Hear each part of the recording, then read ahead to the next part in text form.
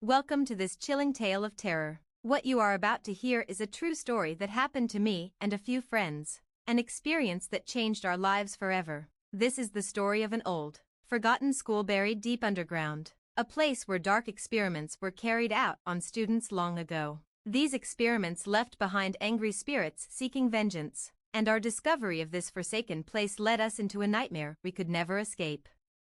It all started on a cool autumn afternoon when my friends and I stumbled upon an old, rusty door hidden beneath the floorboards of our school's abandoned wing. Our curiosity got the better of us, and after some effort, we managed to pry the door open, revealing a narrow staircase leading down into darkness.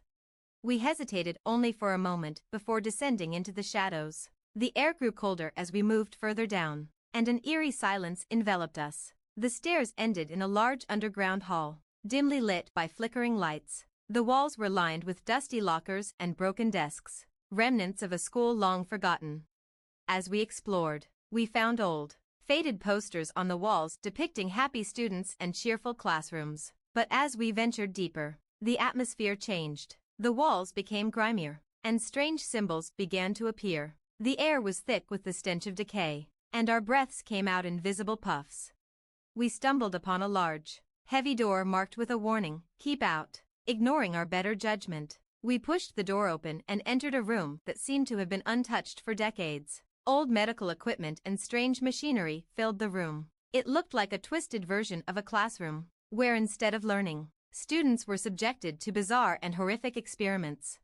The sight was enough to make us uneasy, but we pressed on. As we examined the area, we found old journals and records detailing experiments performed on students, experiments meant to manipulate the human mind and body in terrifying ways. The more we read, the clearer it became that this place was a nightmare factory where innocence was stolen.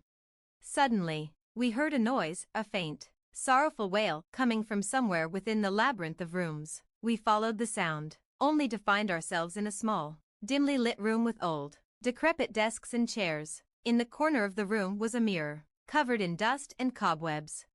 As we approached the mirror, a chill ran down my spine. The reflection in the glass was not our own. Instead, it showed the faces of frightened, ghostly children trapped in a perpetual state of anguish. Their eyes followed us, pleading for help. The room grew colder, and shadows began to move on their own. The wails grew louder, and we felt an oppressive presence closing in on us. The ghosts of the tortured students were not just angry. They were vengeful. They wanted us to suffer as they had, and their anger was palpable.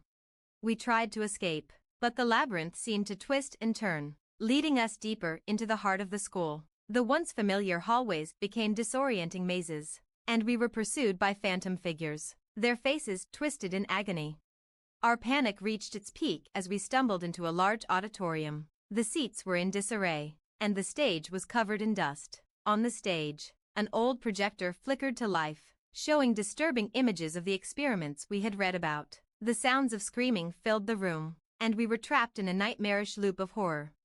After what felt like hours, we finally found a way out, but the experience had left us forever scarred. We emerged into the daylight, but the memories of that cursed place haunted us. We vowed never to return. But the faces of the lost souls and the horrors we witnessed stayed with us, a grim reminder of the darkness that lies hidden beneath the surface. After our harrowing escape, the days that followed were plagued by unsettling experiences. None of us could shake the feeling of being watched. Nightmares of the ghostly children haunted our sleep, and even in daylight, we found ourselves drawn back to thoughts of that underground school. Determined to understand what had happened and to find some semblance of closure, I began researching the history of the school and its abandoned wing. I uncovered disturbing records of the experiments carried out in the underground facility. The institution, once a prestigious academy, had secretly operated a covert program designed to test human limits through psychological and physical manipulation. The experiments had been brutal and inhumane, conducted under the guise of scientific advancement. The more I learned, the more I realized that the spirits we had encountered were not merely seeking revenge, they were trapped, their souls bound to the place where their suffering had occurred. The experiments had left a dark imprint on the building, and the spirits were caught in a cycle of torment, unable to move on. With a growing sense of responsibility, I decided to confront the horrors of the school one last time. I gathered my friends, and we returned to the site, this time armed with knowledge and a determination to lay the spirits to rest. We made our way back to the underground school, retracing our steps to the room with the mirror.